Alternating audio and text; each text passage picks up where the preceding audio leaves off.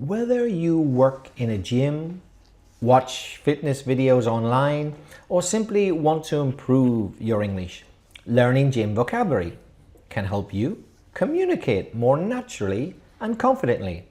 In this episode, we'll explore essential words and expressions used by fitness trainers.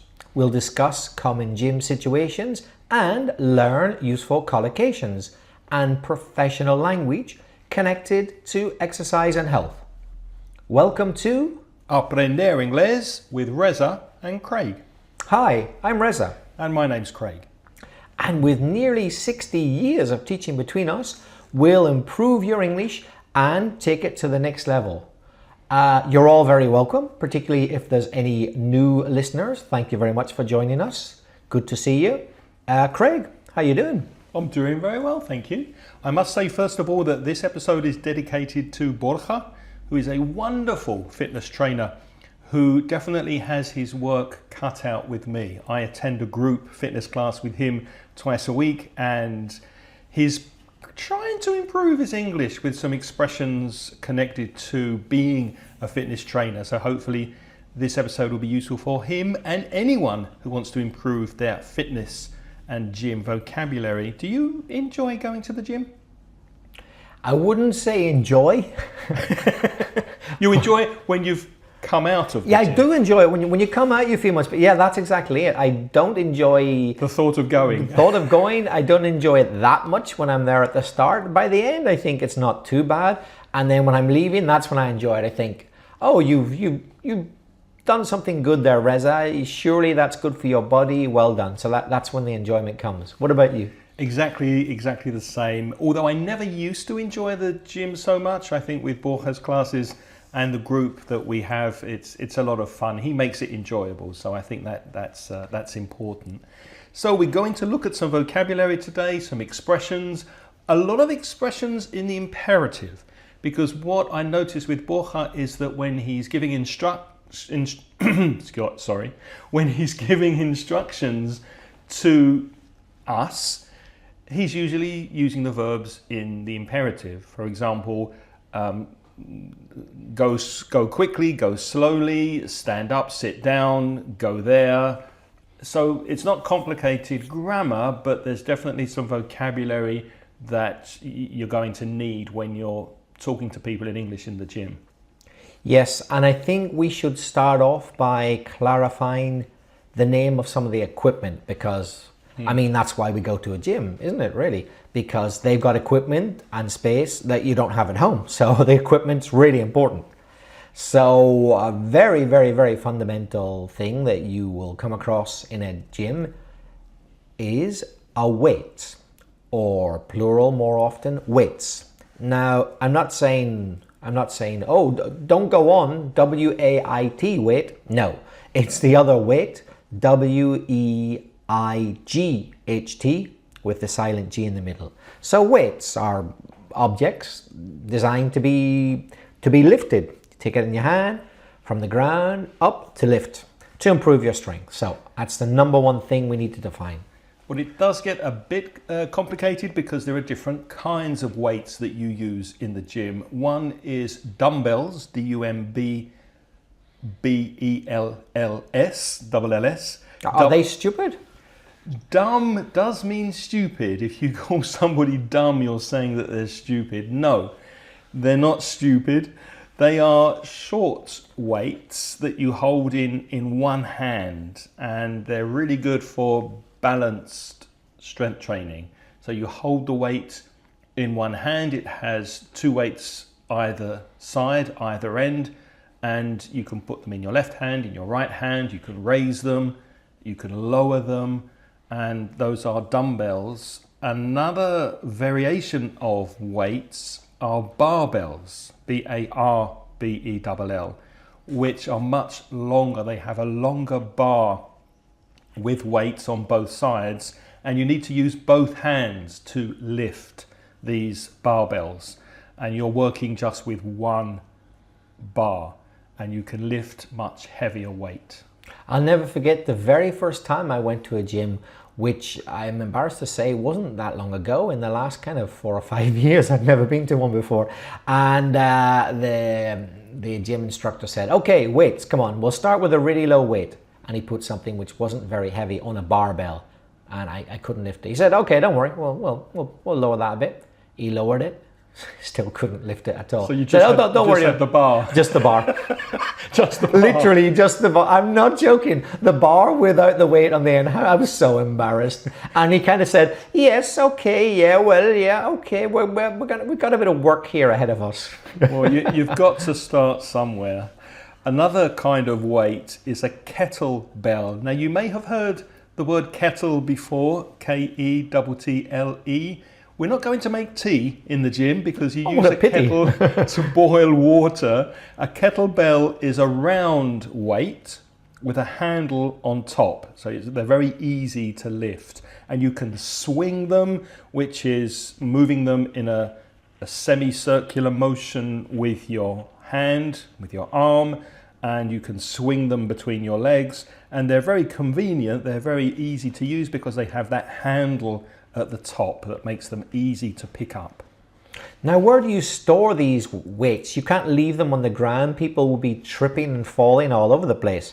So it's very important that a gym has a weight rack, R-A-C-K. So that's a supporting frame where the weights are stored, and hopefully in a good gym, they'll be in order, starting from the left, let's say, the lighter ones, going up to, on the extreme right, the heaviest ones.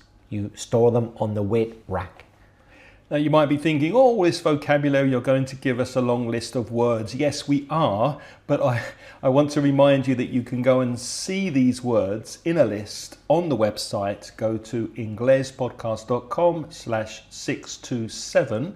And what we suggest is, as you're listening to us and reading these words, repeat the pronunciation after us so that you're pronouncing these words and expressions correctly.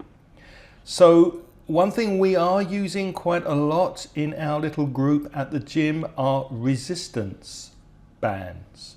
You may have heard the word to resist, the verb to resist. So resistance is the adjective, and it's a big rubber band which is elastic. So it stretches, it gets longer and shorter when you pull it, and it offers resistance, which means if you stand a long way from where it's tied to and you pull it, it gives more resistance on your muscles. It's very gentle, it's very kind to your body because you're not pulling up weight suddenly, you're pulling gradually on these resistant rubber bands.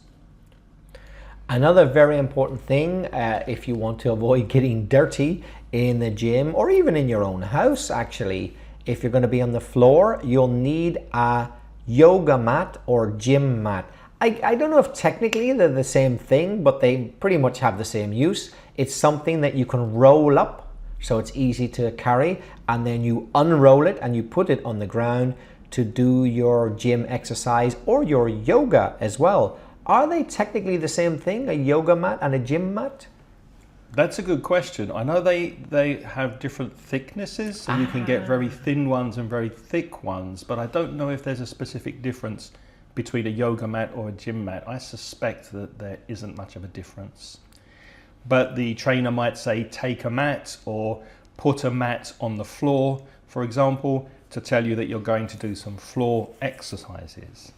Our next word is treadmill, T-R-E-A-D-M-I-L-L, one word, treadmill. Now you can speak about being on a treadmill if your work is really boring, if you have a boring office job, but I'm going to the office on the treadmill again. But in the gym, a treadmill is a moving belt that goes around to help you walk or run. And you can change the speed of the treadmill, you can make it faster or slower, and you can also change the angle. So you can have it going up, which makes it more difficult to walk uphill or climb, or you can have it flat. So you're walking on a flat surface and you're walking on top of this band or this treadmill. Craig, have you ever tread on anybody's toes?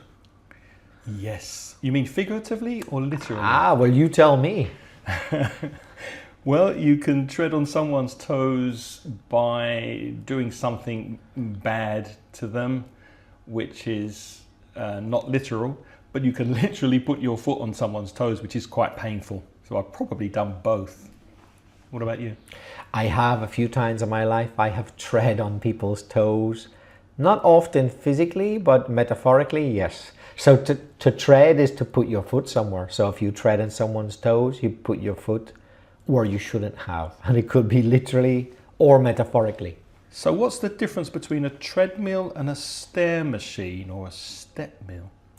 Well, I only found this out when I came across for the first time only about 3 years ago, a stair machine. I saw one at my gym. So it's as what it says, that's what it does. It looks like, well, it is actually about 3 or 4, no more than that, stairs, but it's a bit like a treadmill. So it just keeps revolving. It goes round and round. So you get on the stair machine or the step mill, because step is a similar word to tread. You step, you put your foot somewhere. So you step or you tread on the stair machine, and then the belt moves, and then you put your next foot up a bit higher, and then you put the other foot higher, etc. But you don't go anywhere because it's like a treadmill, but it's specifically going vertical. So a treadmill is horizontal, but a stair machine or step mill makes you walk up, so it's more effort. So I think probably that would be better above all for your hamstrings, those tendons on the back of your legs. Just like walking upstairs, you know, real stairs is very good for you. Probably for the muscles in your bottom as well. Mm-hmm. So you can find them in gyms. Have you never seen one? I haven't. My gym is not that fancy. We don't have many machines. But one thing we do have in the gym that I go to is a stationary bike. Now, that isn't a bike that you sit on and use different pens to write letters. That's a different meaning of stationary. Same pronunciation, different word. A stationary bike with an A at the end, STATIONARY, that's a bike that does not move. If something is stationary, or if a person is stationary, they're not moving. So it's a bike that doesn't move. You sit on the bike, you pedal, you move the pedals around, but you don't go anywhere. That's a stationary bike. Now there's a very similar thing whose name I only actually found out myself about 3 or 4 years ago, because I didn't go to the gym much before then. That's an elliptical bike. Elliptical. So it's like a stationary bike. It doesn't go anywhere. But correct me if I'm wrong, Craig, I think the difference is with an elliptical bike, you also move your arms. So the handlebars, the place where you grab on with your hands, that moves as well. So you're moving your feet and your arms. In other words, it takes more effort. That's an elliptical bike, right? Yep, that's right. The next word on our list, I don't know what it is. Maybe you can tell me. Leg extension or curl machine. What's that? Yes. So if you can imagine your legs in an L shape, put your legs in an L shape, in other words, bent at the knee. So any one of those machines that has a weight that kind of rests on your feet, and then you push against that resistance and straighten your legs. Oh, I've seen them. Yes, I used to go to a gym that had those leg extension machines, and you could adjust the weight, so you could have a lot of resistance or little resistance, and you're pushing against the weight. Exactly. So you start off as an L shape, bent at the knee, and then you extend your leg, and then it goes out straight, pushing against the weight, and then down again and repeat. That's why it's called a leg extension, or it's also called a curl machine. Not exactly sure why, but you can also call it a curl machine, CURL. There's also a machine called an abduction machine, which means that aliens come down and kidnap you, and your trainer has to pay a ransom to get you back. Isn't that what an abduction machine is? No, Craig is pulling your leg. Although that is one meaning of abduction, yeah? Abduction can mean that you're taken away somewhere against your will. But Craig, it doesn't really mean that when you're in the gym. What does it mean, Matt? Well, as far as I understand, the abduction machine is also for your legs, but rather than them being bent at the knee and extending, as is the case of the leg extension machine, with abduction, it's about your knees opening and closing. So you have your knees together and you push them open, yeah, and then close your knees. So that movement of your knees, so your legs are permanently in an L position. They don't extend, but your knees move outwards and inwards. So that's the one that you really, really feel in your thighs and in your hips, yeah, the side of your legs. For that, you use the abduction machine. Most of these machines that we've mentioned use pulleys as well as weights. So the pulley is the round circle, and around the circle there is some thick cord or wire that pulls up the weights. And using a pulley system, it can create resistance depending on how much weight you have. One of my favorite things at the gym is the medicine ball.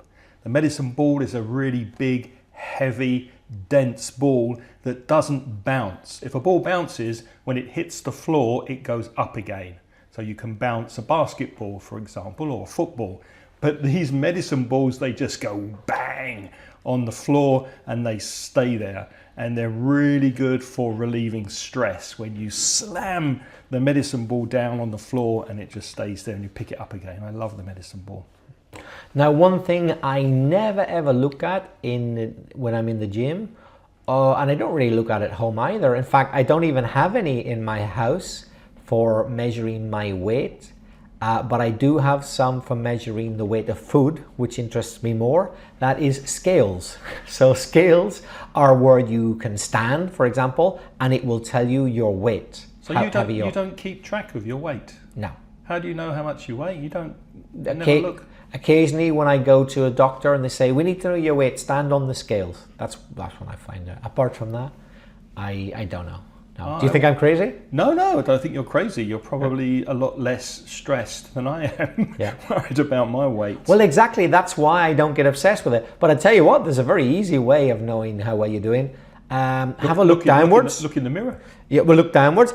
Look downwards or look in the mirror, but above all, look downwards. Is your belly sticking out more than it used to? Yes, you're putting on weight. That's not good. It's as simple as that. Can you see your feet or something else? Yeah. If you can't, if you can't see that all-important thing, you're in big trouble. You need to go and work out. Yeah. Work out is a phrasal verb, and to work out means to do exercise. Notice the verb do there, not make. We don't make exercise, do we? We do it. So if you do regular exercise, you're working out. So I work out twice a week.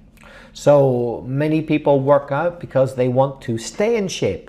So to stay in shape means maintain your body in good condition. Yeah, not get too fat, not get too flabby, make sure you got a little bit of muscle. You don't have to look like Arnold Schwarzenegger necessarily, but just look okay. You stay in shape. My goal at the moment is to get in shape. So first of all, you have to get in shape, which means to become fit, and then hopefully you'll be able to stay in shape. Very important before you start doing exercise and working out is to warm up. You need to warm up your body. So you can use that as a noun, a phrasal noun, or a phrasal verb, to warm up or to do a warm up, and you're moving your body slowly. You're warming up your muscles before you do serious exercise. Now, the next word, I think I know what it is, but I keep getting confused myself because I am a newcomer. That means it's quite new for me. I'm a newcomer to the world of gyms. Squats is a very common exercise.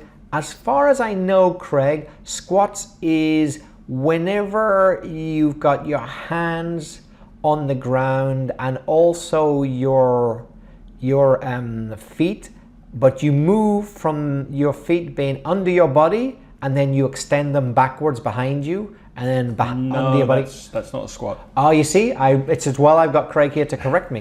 What is that then? Well, there's a verb, to squat, which means to bend your knees and go down to the ground. So it's as simple as that, going up and down? Simple as that. Ah, okay. To squat is to bend, go down low to the ground, maybe touch the ground. And if you repeat a few times, you're doing squats. I mentioned warming up. When you're warming up, it's a good idea to stretch as well. If you're stretching, you're extending your muscles. So stretch your arms, your legs, your body, your neck. Stretch when you warm up. I actually do stretching exercises every day of my life. but not necessarily in the gym. I haven't been to the gym in a long time, but I do from time to time go to see my own physiotherapist. And for me, stretching is really important. So stretching is to maximize the movement that you can get out of your body. Not necessarily build up muscle. You might as a result, but above all, stretching helps you increase the movement. And because I, for many years, have had arthritis, stretching is very, very handy for me to get a little bit more movement. So I'm not looking to be a muscle-bound Hulk. I'm just looking for a bit of mobility. So for me, stretching is really important. After you've warmed up and you've done your stretching, there are two basic kinds of exercises you could do. One is cardio. Cardio exercises, they strengthen your heart. You're moving very fast. Maybe you're biking, you're skiing on a skiing machine, you're rowing on a rowing machine. You're burning calories and your heart rate goes up. The other kind of exercise is strength training. That's where we're using weights, or we could just be using our body weight to increase our body strength. And exercises might include push-ups, pushing from the ground and up, pull-ups if you're holding onto a bar and pulling up your body weight, lunges where you're lunging forward on one leg and going back again, weightlifting, lifting weights as we mentioned. So you're building your muscle strength and your core strength with strength training. Just to clarify, if you're finding it difficult to understand without any visual help, a push-up is that thing that you see like in American films when they're in the army training camp and they've done something they shouldn't, and the sergeant says, "Give me 10 right now." Push-ups, and they want you to get that, or 20 or 50. Give me 100. Give me 100 right now. Give me 100. What? $100? I'm like, no, he's always referring to push-ups, and so they'll get down on the ground and they'll push themselves up and down with the hands. Yeah, give me 10, give me 100, give me 50. Push-ups. That's a push-up. So we've done our strength training, our cardio, and towards the end of the session, the workout session, you need to cool down. So to cool down is when you are starting to relax, you're stretching again, and you're coming to the end of your gym session. Now, I take cooling down very seriously, but I maybe take it a bit extreme. On the not very frequent occasions that I go to the gym, I always end by going to the sauna for a little while. And the last thing I will do will be to put myself in the cold pool. Do you ever get in the cold pool? Oh, the plunge pool where you plunge into the cold water. Yeah. Yeah. And I like to stay there for as long as I can. Sometimes I'm there for about 10 minutes, and that really, really brings your body temperature down. That will cool you off, for sure. I like that. Useful expressions for gym instructors: if you want your students to go down on their hands and knees, then tell them to get on all fours. So go on all fours, the fours being 2 arms and 2 legs, that's 4, right? So on all fours, notice the pronunciation, on all fours is getting down on your hands and knees. Also, if you're on a gym mat, you could be face up, so you're looking at the ceiling, or face down, so you are lying on your stomach. So on your back, on your stomach. Those are instructions you can give your students. Face down, face up, on all fours, on your stomach. Deep breath, breathing in, like that, is inhaling. So take a deep breath is a useful expression. And the opposite is breathing out, which is exhaling. So breathe out, breathe in, exhale, inhale. So hopefully, if you've got a good exercise plan, you will gain muscle. Or perhaps some people want to gain weight. Some people want to lose weight, but most people want to gain muscle, that's for sure. So if it's a good exercise plan, that fat will convert into muscle, and you will gain muscle. Craig, imagine you had a lot of fat and you can Imagine, yeah. imagine that, Reza. Craig doesn't. He's slender. Speaking of stretching, let me stretch my imagination to Stretch imagine that I need to lose beyond fat. all reasonable limits. I'll try. Imagine you were all fat and you did a lot of exercise and you gained a lot of muscle. You converted it all into muscle. Would you weigh more or less? That's a good question. I know muscle is heavy, so in theory I think you could possibly weigh more or maybe the same, but if you're putting on muscle to put on weight or put on muscle, then you definitely wouldn't weigh less. Is that right? You weigh more, yeah. Muscle weighs more than fat. Okay. So if you converted all the fat in your body to muscle in a very short period of time, so the fat just went to muscle, let's say, you would weigh more, not less, actually. So it's a common myth that many people still believe that fat weighs more than muscle. It's the reverse. Muscle weighs more than fat, actually, strangely enough. Interesting. Two other useful words, reps and sets. What's the difference? Reps, R-E-P-S, that is short for repetition because you need to repeat exercises, especially if you're lifting weights. So to do 10 reps would be to lift the weight 10 times. And the other word, sets, S-E-T-S, that is the collection of reps. So for example, you might do 10 reps with 4 kilos, and that's one set. And then you might change hands. Now with the right hand, do 10 more reps, and then do another set. So the set is the collection of reps that you're doing, repetitions. Now, most people will want to change their clothes in the gym. They're not going to use the same clothes that they've been wearing outside. So you'll need to put your clothes in a locker. So a locker is a little miniature cupboard where you can lock away your clothes and valuables and other things. You lock them. You close the door with a key and no one can open it except you. So that's a locker. And you find the locker in my least favorite place in the gym, the locker room or the changing room. Why is it your least favorite place? Well, I don't know about you, but I don't like getting changed in the company of strangers. I never have. I mean, it's not the end of the world. There are worse things that could happen to you, but it's not something I like. I do not like getting changed in a room with lots of people I don't know. Do you feel self-conscious? Not particularly, maybe a little bit, but it's just I don't like the idea. I'd rather have my own space to get changed. What about you? I don't mind locker rooms, changing rooms. The gym I used to go to did have a shower room and a changing room, a locker room, but the gym I go to now is literally 2 minutes from where I live and they don't have showers there. So I just walk back and shower at home, which is fine. Mm-hmm. Let's look at some collocations now. Hold on just before we do the protein drink. Oh, sorry, go ahead. Yeah, if you're very serious about your body, there's a good chance that you will want protein drinks, particularly while you're actually exercising. And certainly the gym I go to, a lot of people seem to drink protein drinks. So sometimes you buy it and it's already liquid, or sometimes you buy a powder and then you mix it with milk or water and you drink this. And the idea is that it increases the amount of protein as opposed to fat and other things in your body.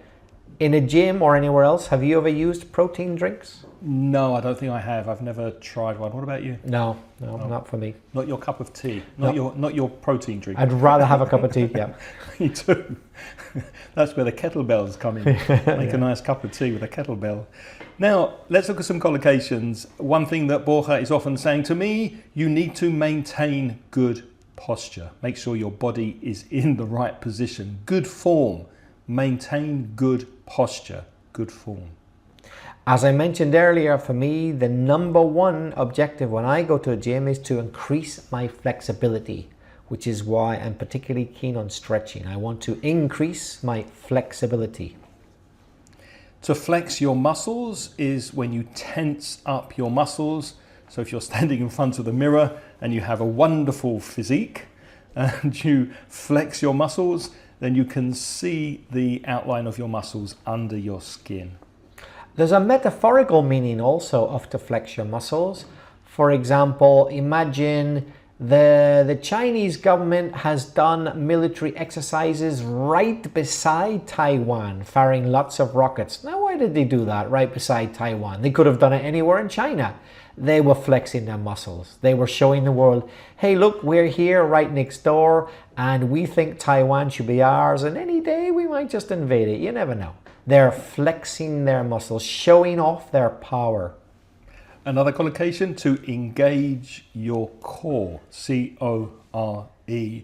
That's when you tighten and you activate the muscles in the middle of your body, your abdominals, in your stomach, your lower back, not your upper back, your lower back, and your pelvic area, which is around your hips. So you tighten and you tense around that area, and that is engaging your core. So engage your core is something you might hear at the gym.